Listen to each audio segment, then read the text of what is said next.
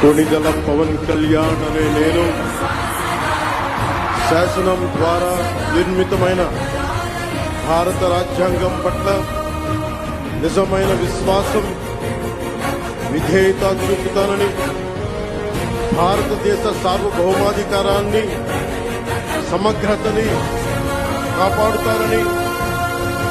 ఆంధ్రప్రదేశ్ రాష్ట్ర మంత్రిగా నా కర్తవ్యాలను శ్రద్ధతో,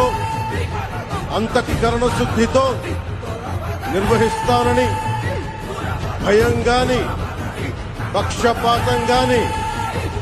రాగద్వేషాలు గాని లేకుండా రాజ్యాంగాన్ని, శాసనాలని అనుసరించి ప్రజలందరికీ న్యాయం చేకూరుస్తానని దైవ సాక్షిగా ప్రమాణం చేస్తున్నాను.